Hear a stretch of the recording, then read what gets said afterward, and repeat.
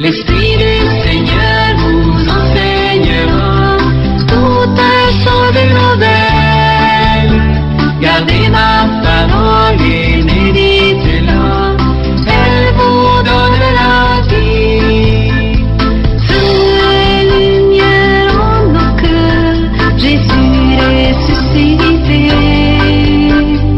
Donne l'Esprit sans mesure pour nous renouveler.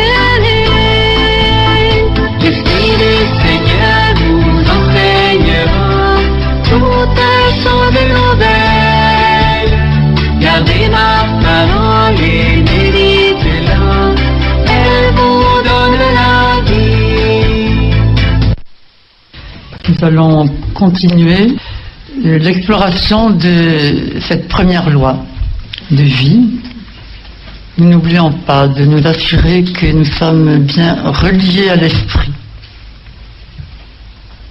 Saint qui demeure en nous, qui est notre guide intérieur. Je ne vous laisserai pas orphelin, dit Jésus. Je vous enverrai l'Esprit, le Père vous enverra l'Esprit. Et donc, nous demandons à l'Esprit qu'il nous apprenne à collaborer avec lui dans la façon dont il va vivifier notre humanité, de façon que nous ne soyons plus, de simples hommes et femmes, mais des êtres humains habités par le Seigneur, vivifiés par le Seigneur, dans toutes les dimensions de l'être, pas seulement dans le cœur profond, dans toute notre humanité. Nous assurons aussi que nous ouvrons bien la porte de cet après-midi, de cette soirée, de ces 2 jours, à la présence vivante de Dieu.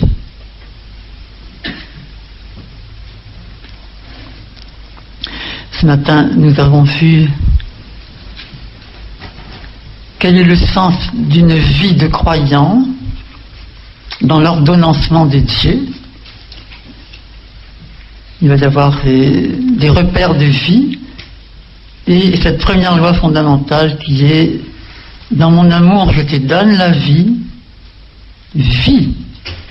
C'est Ézéchiel 17, magnifique. Je t'ai vu sur le bord du chemin, tu nageais dans ton sang, etc.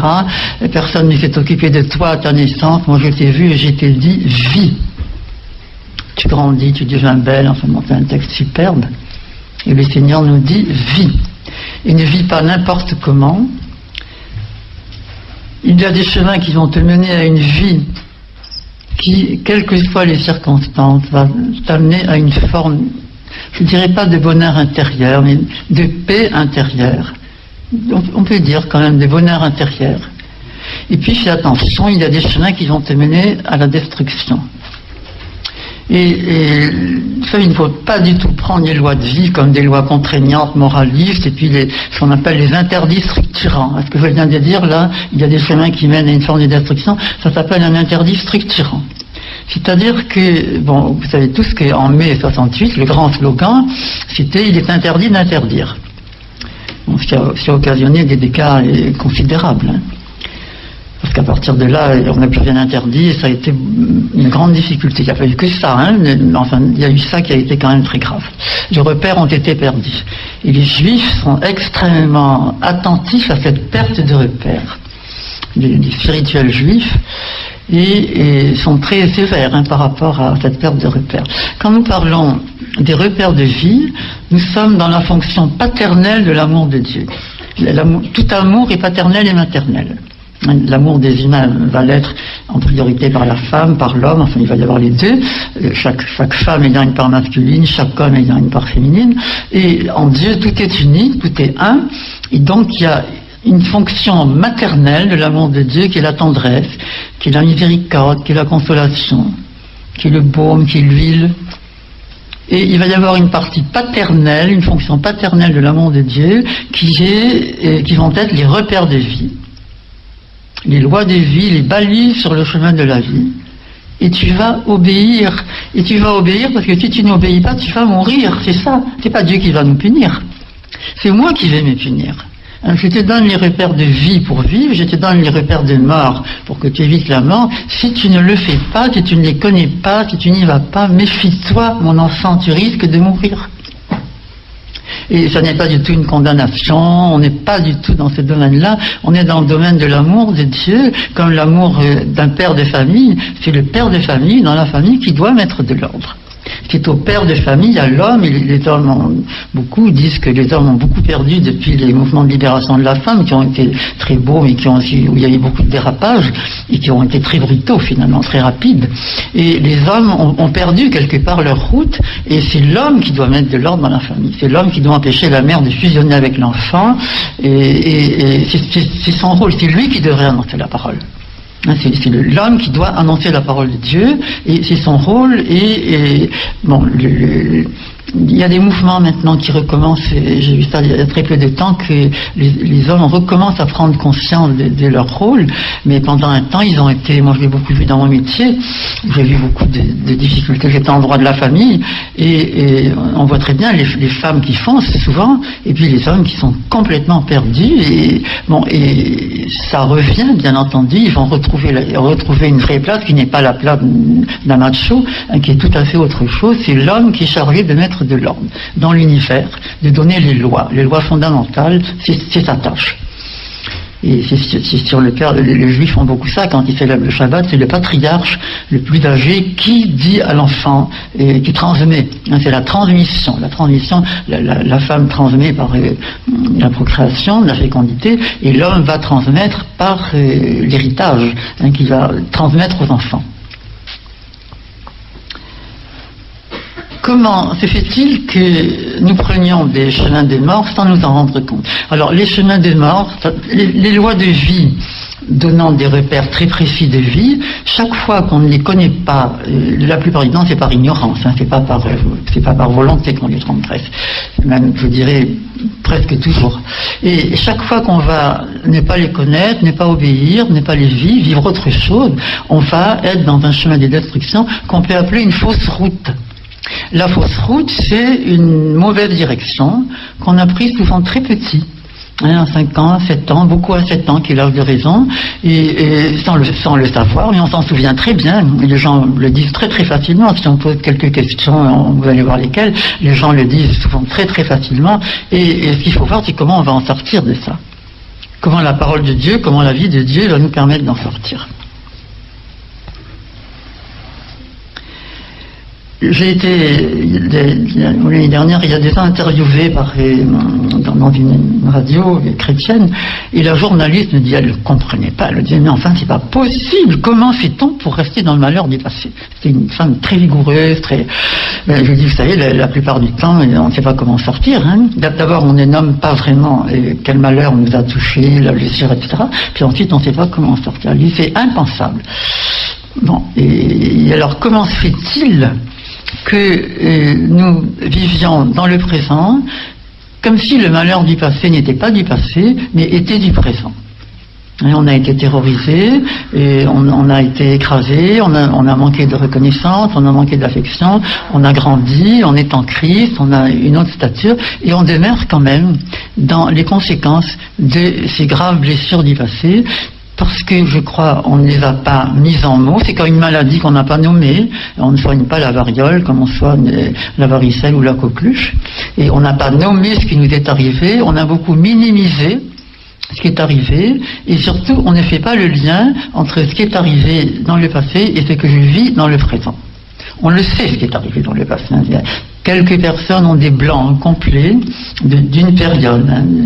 Et en général, c'est parce que ça a été trop dur et qu'ils se sont anesthésiés. Une espèce d'anesthésie. J'ai commencé, quelqu'un qui dit, moi j'ai commencé, mon premier souvenir date de 14 ans. Bon, on part du premier souvenir, on va pas. Bon, mais c'est vrai qu'il y a des blancs, mais assez rares. Mais en général, la personne retrouve facilement. À la base de toute la fausse route, c'est les Juifs définissent le péché. On n'est pas dans le péché là, mais ils disent que le péché, moi je dirais entre guillemets, qui n'est pas volontaire, c'est qu'on s'est trompé de direction. On a mal visé. C'est une des définitions du péché des Hébreux, et c'est très intéressant. Je me suis trompé, je suis parti à côté, la loi de Dieu, la vie de Dieu me faisait partir comme ça, et moi je filais comme ça. Et d'année en année, ce biais-là va de plus en plus s'écarter, et au départ ça peut être une survie, et puis on arrive à 40, 50 ans, 60 ans, et ça devient de plus en plus verrouillé, de plus en plus serré, et on se trouve, les fausses routes, en général, c'est comme des liens. Il faut pas du tout, c'est pas la peine d'avoir des prières de délivrance. On s'est noué, on va se dénouer dans la grâce de Dieu. Mais c'est que je voudrais bien, de tout mon cœur, je voudrais vivre ça, je ne peux pas. Là, c'est parce que par derrière, il y a quelque chose qui a un frein, qui a un lien, et qu'il va falloir, si on peut, aller le nommer. Et très souvent, on le peut.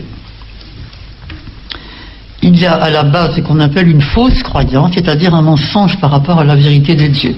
Par exemple, d'une façon très simple, je n'ai pas été aimé, donc je ne suis pas aimable. Je n'ai pas été désiré, je ne suis pas désirable. J'ai été adoré, je suis adorable.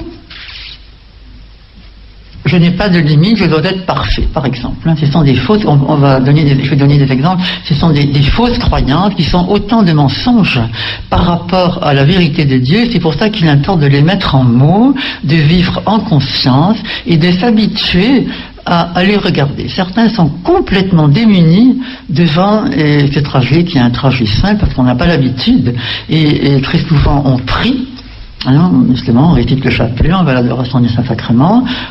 On est dans la générosité, dans un acte qui est bon, et puis au milieu, le terrain qui flanche, là, qui est dans la psyché, on ne sait pas comment s'en occuper.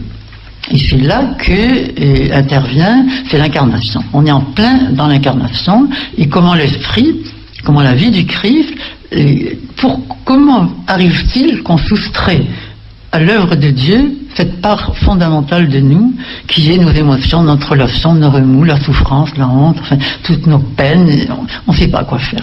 On demande au Seigneur de nous délivrer, on a ce mouvement-là qui est de déposer, mais on ne sait pas faire entrer l'énergie vivante du Christ à l'intérieur de nous. On verra, je pense qu'on aura, dans la deuxième partie, je pense qu'on arrivera, ou demain matin, on ne sait pas faire entrer le Christ à l'intérieur de ma honte, de ma souffrance, de ma violence, de ma haine. Et on voit des spirituels, des consacrés, qui sont dans une violence. Là, je viens d'avoir un accompagnement de quelqu'un qui me disait, moi, mon père a été très violent, et je suis dans la peur. Bon, et en regardant bien, il était dans une haine farouche. C'est un enfant qui a été très très violenté et je lui ai dit, la peur est probablement très primitive, la peur doit être première. Mais en réalité, actuellement, là, quand vous me parlez, c'est pas la peur, c'est la haine. Et il faut avoir cette simplicité, cette croyance que le Seigneur m'aime dans ma haine. Et Jésus dit, moi je suis venu, la résurrection de Lazare, Marc qui est tout à fait concrète toujours, dit mais c'est pas possible Seigneur, au bout de 4 jours on va pas enlever la pierre, ils sont mauvais. Et Jésus ne répond même pas parce qu'il est venu pour aller là où ça sent mauvais. Et donc si je suis dans la haine, je ne vais pas ou mettre le couvercle ou la mettre dehors ou dire que je suis dans la peur, je vais me présenter au Seigneur avec ma haine et lui demander de l'éclairer, et à partir de là on va repartir dans le passé pour voir quand et comment cette haine s'est plantée. On n'est pas dans le péché, la culpabilité. Le péché c'est de cacher sa haine. Parce que là, on ne sait pas guérir. Mais ouvrir ça, des choses qui nous font honte, c'est un consacré, donc il n'osait pas dire ça, mais c'était sa réalité. Et je lui ai dit, et peut-être qu'il me dit non, je ne voulais pas tuer mon père. Au fur et à mesure qu'on a avancé dans l'accompagnement, je lui ai dit, mais ce serait légitime avec ce qui vous est arrivé. Et ben il m'a dit oui, je voudrais le tuer. Et il a dit, comme je ne peux pas, c'est moi qui me tue. C'était exactement ça. Et oui, je voulais tuer mon père. Et ben oui. Et c'est pas, on part de là. Et le Seigneur va venir te chercher là où tu es. C'est tout un trajet, donc on a à prendre d'habitude. Alors, moi je trouve que c'est bien, les lois de vie sont un cadre rassurant. Alors on va peut-être partir des lois de vie pour regarder comment on peut transgresser les lois de vie, puisqu'elles nous donnent des repères de vie, donc comment on va entrer dans une forme de norme. Les questions que nous nous posons dans ce trajet sont très simples. On part toujours de la parole de Dieu. Je vous l'ai dit ce matin que l'évangélisation des profondeurs, c'est la définition du combat spirituel des pères de l'Église. Très très intéressant. On part de la lumière de Dieu pour éclairer nos obscurités. Alors qu'en psychothérapie classique, on part de nos obscurités, on va regarder et on va monter jusqu'à une vérité, puis on reste là au seuil de la parole de Dieu, le travail du thérapeute n'étant pas de nous mener à la parole, c'est nous qui devons après entrer. Mais en évangélisation des profondeurs, on part toujours de la parole. C'est pour ça que nous partons de Deutéronome 30:15, de Jésus qui vient nous apporter la vie, de la création, et à partir de là, qu'est-ce que j'ai compris de cette vie-là, comment je la vis aujourd'hui, et qu'est-ce qui m'est arrivé? Si je n'ai pas de dynamique de vie, si mon élan de vie, il est possible que je n'ai jamais eu d'élan de vie, tout à fait possible, si ma naissance a été manquée, et est-ce que je l'ai eu? Jusqu'à quand? Quand est-ce que je l'ai perdu? Il y a pu y avoir une très grave rupture, une trahison, et la mort d'un parent, enfin bon, quand est-ce que j'ai perdu mon élan de vie? Et à partir de là, c'est comme un état des lieux, on regarde où on en est, qu'est-ce qui m'est arrivé? Ça s'appelle la reconnaissance de la blessure. On va mettre en mots, ça peut être long, quelle est ma blessure? Ma blessure, ça n'est pas de raconter mon histoire pendant 1 heure. Je vais raconter mon histoire à l'accompagnateur. Le temps qu'il faudra, mais à un moment donné, et on va nommer la blessure. Moi, j'ai accompagné quelqu'un qui n'arrivait pas à se mettre en route, qui était enragé contre une mère. J'ai l'autorisation de donner tous les exemples que je donne. Alors, qui était une colère absolument folle, une rage contre sa mère, et qui était une dame très curieuse, qui avait 80 et quelques années, qui partait en croisière, qui avait des amis, qui faisait des bridges, et qui se fichait complètement de sa fille. À chaque fois qu'elle téléphonait, tu m'embêtes, je suis avec mes amis, je suis en train de faire un bridge, fiche-moi la paix, enfin bon. Et cette fille, qui a 50 ans, ou davantage, était dans un état de rage incroyable. Et elle n'arrivait pas à se mettre en route. Et un jour, elle est venue chez moi, et on n'était pas en accompagnement, d'ailleurs on déjeunait, et elle me raconte, encore une fois, son histoire. Bon, je lui dis, tu sais, c'est pas très compliqué, hein, ta maman t'a nié. Elle m'a dit, ben voilà, c'est ça, ça y est. Elle avait fait les questions, le cycle et tout, elle n'avait pas trouvé les mots. Si on se trompe d'un fil, on passe à côté, c'est très étrange. Alors, et à partir de là, elle m'a dit, bon, ben, je vais me faire accompagner. Elle a été se faire accompagner, et elle arrive chez l'accompagnateur, et c'est quelqu'un de pétulant, plein d'énergie, tout va bien, bon. Et l'accompagnatrice est quelqu'un de très chaleureux et très ferme, lui a dit, écoute, ça suffit, madame la marquise, tout va très bien, rien ne va. Alors, tu me dis ci, tu me dis ci, tu me dis ça. Bon, alors elle m'a téléphoné, elle m'a dit, j'ai reçu un coup de pied dans les fesses, pas possible. Mais j'ai dit, accroche-toi, hein, parce que c'est de là qu'il faut que tu parles. Et elle a fait un trajet magnifique, elle m'a donné après en témoignage, dans mon 3e livre, puis après, elle a complètement terminé son trajet, il n'y a pas de 4e livre, donc elle me l'a envoyé après, et elle a fait ce qu'on appelle un deuil, j'en parlerai demain, qui a été très long. Et qu'est-ce qui l'empêchait d'avancer? C'est qu'elle attendait enfin que sa mère change. Et qu'à chaque coup de téléphone, elle se disait, peut-être qu'enfin, elle va me dire une parole gentille, et qu'elle va me dire, merci de téléphoner. Non. Et il a fallu je dis peut-être que ça arrivera un jour, mais en tout cas maintenant c'est comme ça. Et ça c'est un chemin de mort, d'attendre que l'autre change, au lieu soi-même de changer, et de dire, puisque elle se situe comme ça, alors me dit, non, je ne téléphone plus, me le dit, il n'est pas question, tu téléphones de temps en temps, et tu te prépares avant, et puis tu n'attends plus rien. Simplement, en tant que fille, tu vas pas rompre avec ta mère, comme ça. Et bon, alors ça a mis beaucoup de temps, parce qu'elle me dit, c'est pas normal, une fille devrait verser ça. Je dis, écoute, tu fais ce que tu peux, mais en tout cas, elle voulait tout casser. Et c'est un chemin de mort que de vouloir attendre que l'autre change pour moi mes situes. Je peux attendre jusqu'à 99 ans et demi et être là dans un chemin de rage, une rage terrible, hein, qui l'a rendu malade. Choisir la vie, donc à partir de choisir la vie, quel chemin de mort? Et choisir la vie peut très bien être d'aller vivre, on verra demain matin, d'aller vivre un deuil qui n'a pas été vécu, c'est-à-dire par exemple pour cette dame, il a fallu qu'elle reparte dans la révolte, le chagrin, bon, qu'elle passe tout ça avec une très bonne accompagnatrice qui l'a très bien suivie, et au lieu de dire tout va très bien, elle dit rien ne va, hein. Et donc elle a vécu les 5 étapes du deuil, enfin bon, on n'est pas obligé de le vivre en chronologie, et choisir la vie, ça peut être d'aller vivre un deuil que je n'ai pas vécu, qui reste en plan, ou une consolation, on verra demain matin, que je n'ai pas vécu, une étape qui a été manquée. Les personnes ont très souvent besoin d'être consolées. On a fait une petite liturgie dans une session qu'on a improvisée, qui a été très très belle. Et il y a beaucoup d'hommes qui sont venus, on était très très étonnés. Et les hommes sont venus, et ça nous a beaucoup impressionnés, parce que personne n'a jamais pensé, les pauvres, à les consoler, hein. Ils doivent tenir le coup, bon, et là c'était très beau, et la consolation, bon, est une étape tout à fait indispensable. Nous n'avons pas le droit de mourir avant notre ère, de souhaiter être au ciel alors que nous sommes sur la terre. Il y a beaucoup de gens qui disent « Ah, moi je voudrais être au ciel, ou moi je serai avec Jésus. » Bon, mais pour l'instant tu n'es pas au ciel. La vie éternelle, elle commence ici-bas, et c'est ici-bas que tu vas remplir ta tâche. Ne va pas aller au ciel plus tôt que tu ne dois y aller. C'est l'ordre de Dieu, hein, ça. Bon, c'est une religieuse canadienne qui s'appelle John Chittister, qui écrit aux religieuses, aux ordres qui vieillissent. Mais c'est terrible, hein, elle les traite de poules mouillées, enfin bon, elle a un style, j'ai jamais vu ça, et elle leur dit, mais c'est pas parce qu'on est vieux qu'on arrête, au contraire, on n'a plus rien à perdre. Quand on est vieux, on peut y aller, on peut foncer.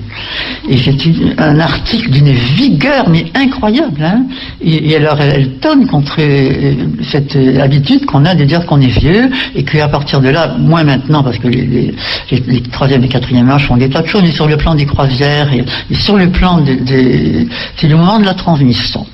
La vieillesse, on a acquis des choses, et c'est le moment où on peut transmettre avant de mourir, et d'une façon très simple aux enfants, aux petits-enfants, ce qu'on a acquis, l'expérience qu'on a. Choisis la mort, ce qu'on appelle les pactes de substitution. Moi j'en ai fait, moi je veux bien mourir pourvu que telle personne de mon entourage vive en paix. J'ai eu des maladies pas possibles, et je vais bien mourir, c'est un ordre que je donne à mon inconscient. Une enfant qui adulte, donc, les personnes ne viennent jamais avec la racine, elles arrivent toujours avec le symptôme. Une personne qui arrive, grand-mère, médecin, bon, donc apparemment plantée dans la vie, et qui m'a dit, moi je ne vis pas, je flotte. C'est pas bon. Et donc on laisse ça. Hein. Dans notre groupe, nous ne prions pas pour la personne, pour le symptôme, en demandant qu'elle soit délivrée du symptôme. Dans l'esprit, dans le Christ, nous partons vers qu'est-ce qui t'est arrivé pour que à 60 ans tu flottes. Dans la vie, elle me dit j'ai toujours flotté. Donc on va regarder. Je lui dis apparemment, écoute, comme ça. C'est toujours sous forme conditionnelle. Hein. Je ne sais pas, mais il me semble que est-ce que tu n'aurais pas fait un pacte avec la mort par hasard? Elle me dit, eh bien oui, tout de suite, à la seconde. Hein. Elle me dit, à 7 ans, le jour de ma communion privée, j'ai dit au Seigneur, Seigneur, si mes parents ne divorçaient pas, je veux bien mourir. Et les parents n'ont pas divorcé, elle est à moitié morte. Et à 60 ans, c'est incroyable. Hein. Ce pacte-là n'est pas de Dieu. Hein, Dieu ne demande à personne de mourir pour sauver un autre. Il n'a jamais dit à un lépreux, tu vas rester lépreux, toi ça va sauver ton village. Il a guéri le lépreux, il ne transporte pas le mal comme ça. Et ce pacte-là, tu vas le reprendre, tu vas dire au Seigneur, c'est un mauvais pacte. Et Seigneur, je te demande, je te présente le couple de mes parents, je te demande qu'ils ne divorcent pas. Bon, et s'ils divorcent, c'est une souffrance très profonde que tu vas avoir à traverser dans l'amour de Dieu. Mais tu n'as pas, toi, à mourir, et si mes parents ne divorçaient pas, c'est incroyable, hein, je veux bien mourir. Bon, moi j'ai fait des pactes comme ça, et c'est ce qu'on appelle des morts vivants, quelque part. Hein.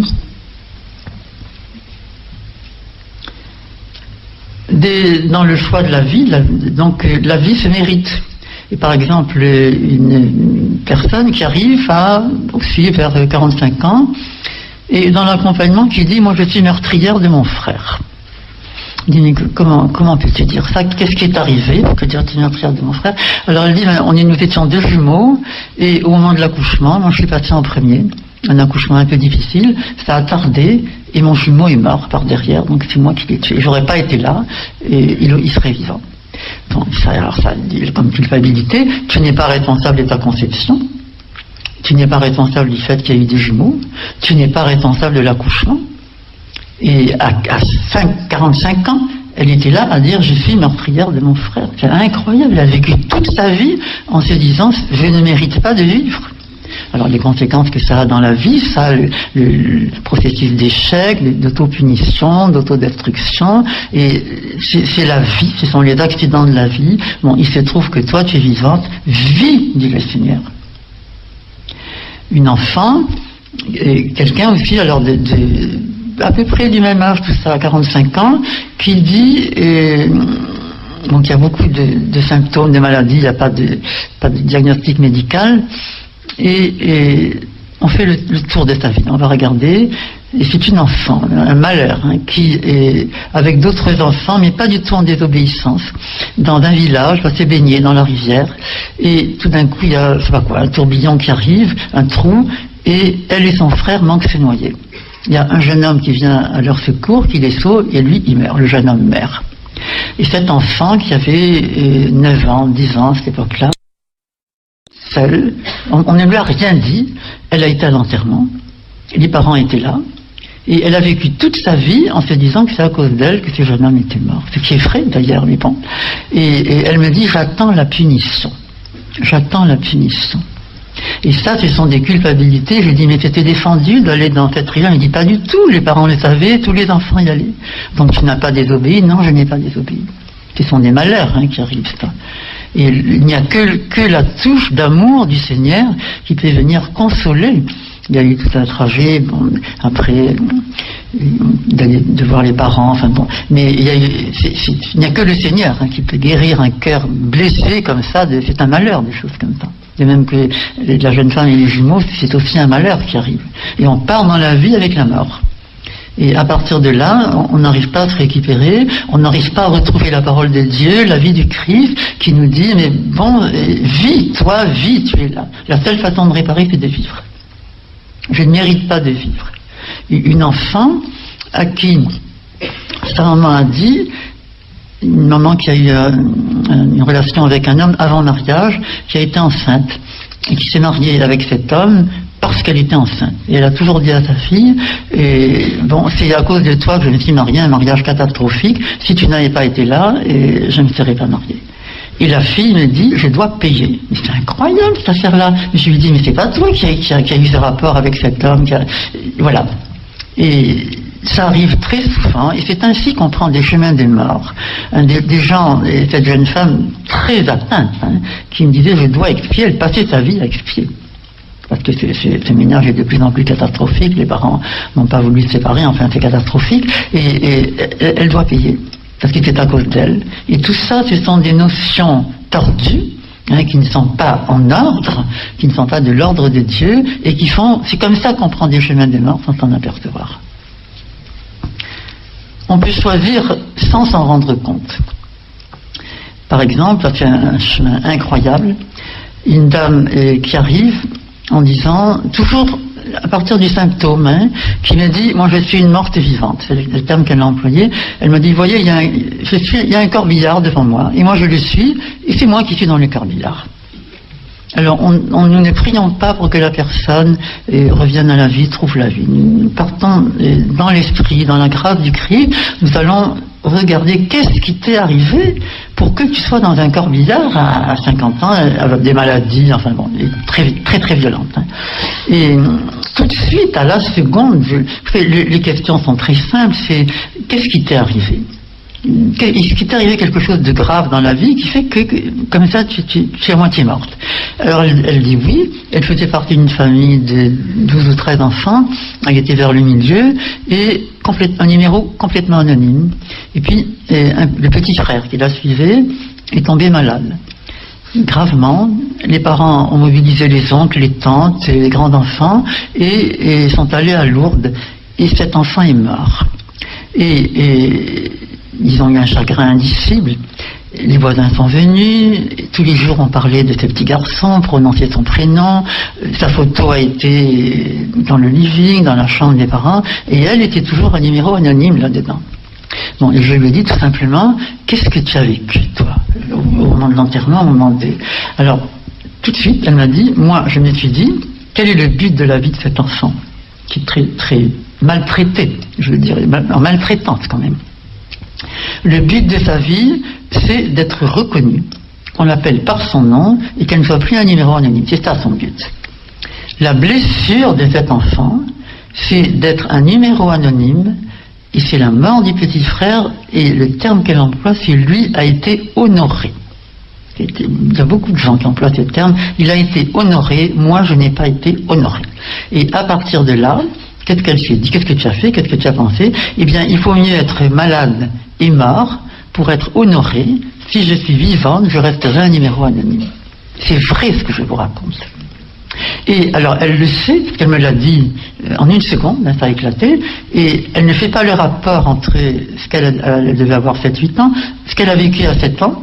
Il vaut mieux être malade et mort pour être honoré que vivre. Et ce qu'elle vit à 50 ans, je suis une morte vivante. Et bon, c'est pas difficile, l'un rentre dans l'autre. Et donc, ce que tu as dit, alors, elle est innocente de la blessure. Elle est innocente du fait qu'elle a un numéro anonyme. Elle est innocente du fait que ces petits garçons soient morts. Et elle est, moi je dirais, elle n'est pas coupable d'avoir pris ce chemin de mort. Elle a fait ce qu'elle a pu pour essayer de vivre. Mais maintenant, à son âge, qu'elle connaît la parole de Dieu qui lui dit « vis », je lui dis « écoute, toi tu dis, moi je dis que je préfère mourir », le Seigneur te dit « tu dois vivre, c'est dur, c'est une lourde enfance, mais tu dois vivre au travers de la souffrance, parce qu'il vaut mieux vivre et souffrir que mourir, et c'est l'ordre de Dieu ». Et à partir de là, elle a eu un deuil, il a fallu qu'elle reparte en arrière, elle était très violente, donc elle revoit son histoire, et puis après qu'elle renonce à cette croyance qu'il valait mieux mourir que vivre. Vous voyez que c'est un trajet qui prend du temps, qui n'est pas très compliqué, et qui fait qu'on va aller regarder à quel moment j'ai pris un chemin de mort. Il t'est arrivé quelque chose, c'est pas possible que... Et c'est là qu'on rassure les gens. Mais tu t'inquiètes pas, c'est pas un truc de péché. Pour que à 60 ans tu sois morte et vivante, c'est bien qu'il t'est arrivé quelque chose. Moi je dis, mais t'inquiète pas, on va trouver. Et si on ne trouve pas, à ce moment-là, il peut y avoir des aides professionnelles où on va un peu plus loin. Il ne faut pas du tout mépriser, au contraire, les aides professionnelles. Mais il y a des choses qu'on peut, avec cette dame, on a trouvé facilement. Alors quelquefois, après, le deuil est tellement long à faire que là, on peut avoir affaire à un professionnel, mais au moins on sait sur quoi travailler. Et donc, sans le savoir, nous sommes en désobéissance profonde au Seigneur, alors que nous voulons faire la volonté de Dieu. Et nous ne fichons pas la volonté de Dieu, vous voyez, ça c'est la première base, c'est la première chose. La deuxième loi, c'est tu mangeras de tous les arbres du jardin, mais de l'arbre de la connaissance du bien et du mal, tu ne mangeras pas. Bon, on n'a pas le temps évidemment de travailler. Disons que c'est la loi d'acceptation de ma condition de créature. Je ne suis pas Dieu. Le péché originel, c'est très, on peut le simplifier. Vous n'êtes pas des dieux. Vous ne serez jamais Dieu. Vous êtes créature, donc vous avez des limites. Vous allez connaître des échecs, des erreurs, la lenteur, le temps, ça fait partie de vous. Vous n'allez pas vous culpabiliser de ça, des combats. Ça fait partie de mes limites, j'ai à connaître mes limites. Il y a des limites communes à tous les hommes. On naît, puis on meurt, il y a la maladie, il y a les séparations. Il y a mes limites personnelles, qui sont mon hérédité, qui sont ma forme d'intelligence, ma fragilité nerveuse, etc. Il y a les limites de l'autre, qui peut être une menace pour moi. Et il y a l'événement qui me tombe sur la tête. Et alors, comment transgresse-t-on cette loi? Bon, c'est les deux courants, ce qu'on appelle la toute-puissance, qui est, moi je ne veux pas de limite, on ne le dit pas comme ça, je veux être Dieu, qui va se traduire par mon affaire à moi, être parfaite. Donc c'est Dieu qui est parfait, c'est moi, je ne suis pas du tout parfaite, la sainteté et la perfectionnisme, ça n'a rien à voir, qui va être la complémentarité sexuelle, et donc accepter la complémentarité homme-femme, qui va être comment j'empiète sur les territoires de l'autre, en parlant trop vite, en pensant trop vite, en voulant qu'il change selon mes vues, qui va être de répondre à la demande de l'autre qui me demande d'être sa source de vie, c'est Dieu qui est la source de vie de l'autre, et l'autre n'est pas ma source de vie. Tu ne te prendras pas pour Dieu, et tu ne prendras personne pour Dieu. Et Adolphe Guéchet dit que c'est une catastrophe ontologique, il dit, c'est-à-dire qu'il va toucher la constitution même de l'individu, de se tromper sur Dieu ou de se tromper de Dieu. Se tromper sur Dieu, c'est des fausses notions de Dieu. Et se tromper de Dieu, ça veut dire qu'on prend quelqu'un pour Dieu ou que je me prends pour Dieu. Et il dit que c'est catastrophique, ça va orienter l'homme vers des ravages.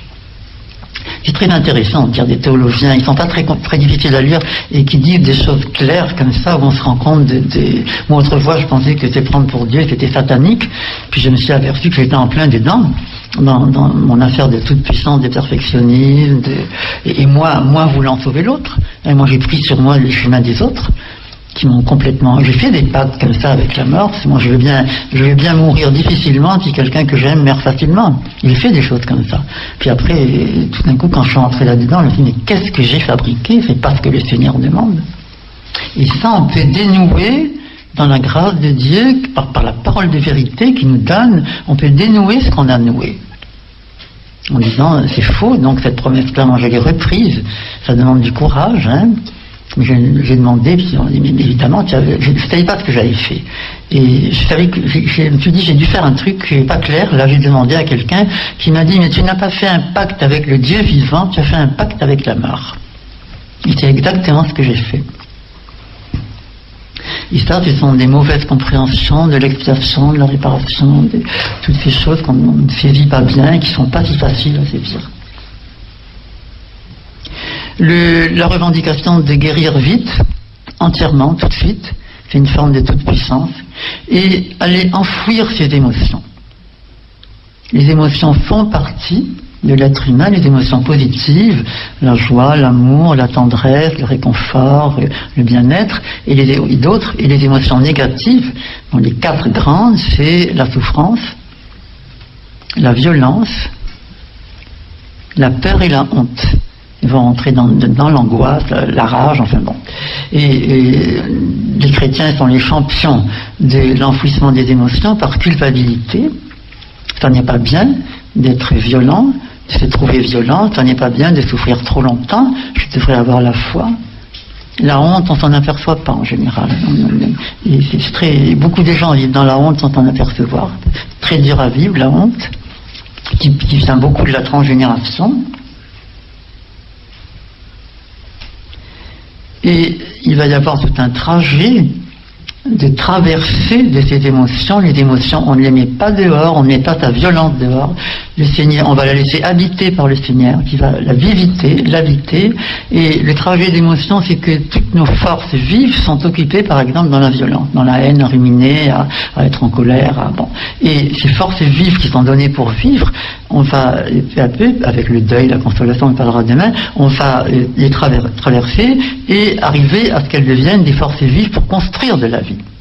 Par exemple, si on m'a pris ma liberté, dans l'infusion ou dans l'emprise, je peux être en rage et en révolte, et c'est normal, que si on m'a pris ma liberté, j'ai un fond de rage et de révolte, et cette révolte, peu à peu, en entendant l'ordre de Dieu, l'ordre du Père, le Père céleste, mais aussi le Père humain, qui devrait, on en reparlera demain, qui devrait me remettre de l'ordre, qui me dit, tu dois être libre intérieurement. Tu ne vas pas rester emprisonné par la mer toute ta vie, et avec cette force-là, la grâce de Dieu, on va repartir vers sa liberté, et l'énergie qui se perdait dans la révolte va se construire en cherchant quels actes de liberté je vais pouvoir poser. Et la force destructrice devient la force vive qui va toujours construire de la vie. C'est ça le trajet des émotions. C'est un long trajet, on va retrouver les émotions tout le temps. Tout au long du parcours, on va retrouver les émotions. Et il arrive que des personnes, dans un accompagnement, disent des choses énormes, d'une façon lisse, comme ça. Moi, j'ai eu une enfance dorée. Ça peut arriver quand même, hein. Et je lui dis, explique-moi un peu ton enfance dorée. Alors elle me dit, j'avais de quoi manger, habillé, Et puis elle me dit, mon père était alcoolique, et tous les week-ends, les samedis et les dimanches, il rentrait à la maison. Mon frère et moi, nous étions terrorisés, nous nous cachions sous la table, ou sous le lit, et il poursuivait ma mère à coups de carabine. Je dis, tu appelles ça une enfance dorée, toi? Eh bien, elle me dit, non, on avait de quoi manger. Si tu compares avec les enfants du Rwanda, il ne s'agit pas des enfants du Rwanda, il s'agit de toi. Et cette dame, elle venait parce qu'elle ne voulait pas de téléphone chez elle. Et avec son mari, il faisait partie d'une équipe très engagée, et les gens en avaient ras-le-bol parce qu'il fallait téléphoner à le locataire du dessus, qui descendait la chercher, elle remontait. Bon, et les gens disaient, écoute, c'est pas possible, on ne peut pas téléphoner dans ces conditions-là, et il n'y avait rien à faire, elle ne voulait pas de téléphone. Alors elle est venue voir pourquoi elle ne voulait pas. C'était vraiment bon. Et pourquoi elle ne voulait pas de téléphone? Eh bien, c'est parce que on a trouvé. Alors je lui ai demandé, bon, c'était cet événement-là qui a un souvenir très prégnant, c'est que le père arrivait à l'improviste dans la nuit du samedi ou du dimanche. Bon, pour les enfants, c'était une terreur. Ils allaient se cacher sous les lits. Et ils fermaient la porte de la chambre dans la terreur que le père ouvre la porte de la chambre, les batte, enfin bon. Et le téléphone, qu'est-ce que c'est? C'est l'intrusion. On pénètre chez moi alors que je suis tranquille avec mon mari, et puis quelqu'un arrive, et puis me téléphone, qui va mal, enfin, etc. Et donc, pas d'intrusion, on ferme la porte à clé, on est tranquille, personne ne peut rentrer. C'était ça. Et bon, ça n'est pas... C'est la personne qui le dit. Je veux dire, on n'a pas d'inspiration, c'est pas un charisme, mais ça demande une écoute. Hein, ça demande une écoute, et ça demande que l'accompagnateur ou la personne, moi j'ai fait beaucoup de choses, on peut faire beaucoup de choses tout seul, hein, on se pose les bonnes questions. Par exemple, bon, je ne veux pas qu'on pénètre chez moi. Qu'est-ce qui m'est arrivé dans mon enfance? Bon, on regarde, et puis si on a un petit peu l'habitude, si on a entendu des exemples, on peut retrouver tout à fait ça. Et à partir de là, eh bien, on va travailler là-dessus, sur cette terreur. Cet enfant a gardé adulte cette terreur. La terreur va dans le corps. Hein. La peur et la terreur vont se ficher dans le corps. Et à partir de là, mais la terreur est toujours là. Donc on se protège. Et il faut beaucoup respecter les mécanismes de protection, on ne peut pas les forcer. Bon, protège-toi le temps qu'il faut, mais travaille là-dessus. Et ça n'est pas une vie libre. Hein, quand on est bouclé comme ça chez soi, ça n'est pas une vie libre. Et le Seigneur, il respecte nos rythmes. Hein, chacun va aller à sa façon, où il peut aller. Quelquefois non. Hein, les accompagnants doivent être formés. Pour regarder, il y a des personnes qui n'ont pas à aller dans leur histoire. Hein, c'est trop dur et ça peut réactiver des choses qui ne sont pas bonnes. Donc là, il faut savoir que non, on te laisse. Et puis, savoir quand ça relève d'un professionnel et quand on peut simplement, par quelques questions comme ça, éclairer. Alors, il est 3h15. Ah, je veux encore 5 minutes. Hein. Si, j'ai mon petit papier. Là. Bon. Alors, là, ça c'est la deuxième loi de vie. Hein. Alors, c'est facile, vous voyez, à partir des lois de vie, on regarde l'énoncé des lois de vie, on les travaille, et puis comment, à partir de là, qu'est-ce qui m'est arrivé, et qu'est-ce que je vais faire de ce qui m'est arrivé. Parce que c'est ça, c'est pas simplement connaître, hein, mais la parole de Dieu me dit, par exemple, un pacte que j'ai fait, tu reprends ton pacte, tu n'es pas de Dieu. Tu vas pas rester là-dedans, donc Seigneur, je te remets ce pacte que j'ai fait, il n'est pas de toi, donc ça demande un combat, ça aussi. Hein. La troisième loi, c'est la loi d'identité, qui est une loi magnifique, qui est deviens toi-même, deviens toi-même en Dieu, suis ton propre chemin. Ne te mélange jamais à l'identité ou au désir d'un autre. Ne mange pas l'autre, ne te laisse pas manger, hein, tu ne mangeras pas de l'herbe de la connaissance du bien et du mal, il y a des choses qui ne sont pas consommables, une personne, ne te laisse pas manger, suis ta propre route, ne copie pas l'autre.